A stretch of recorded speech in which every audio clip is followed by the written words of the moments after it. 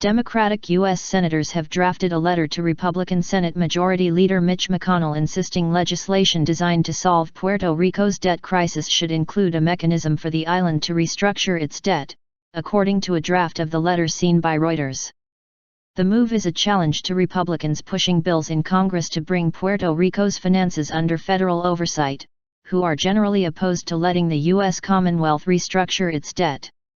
Democrats have argued that any such oversight should be conditional on allowing Puerto Rico to be governed by federal bankruptcy or debt restructuring laws.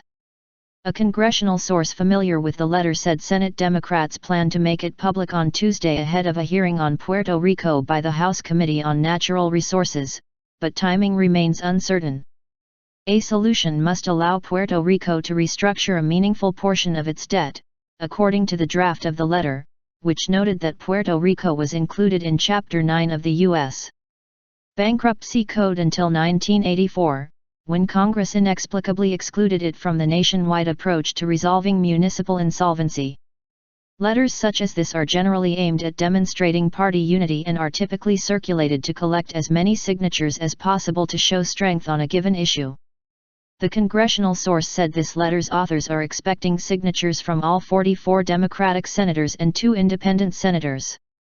If such broad support were achieved, it would allow Democrats to block any legislation that did not include a restructuring mechanism, although that is no guarantee that Republicans, who control Congress, would draft a bill that includes one.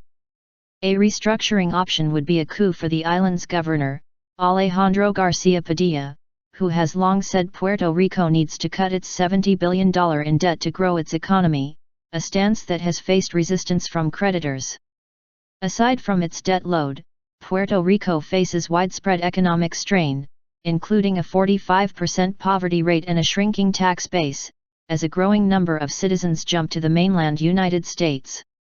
The island has begun skipping some debt payments in recent months in order to make others, and now faces lawsuits from insurers of some bonds. The letter comes weeks after House Speaker Paul Ryan demanded legislation by the end of March to address Puerto Rico's debt. We urge you to match his commitment to act on a responsible solution by the end of the first quarter, the draft letter says, addressing McConnell.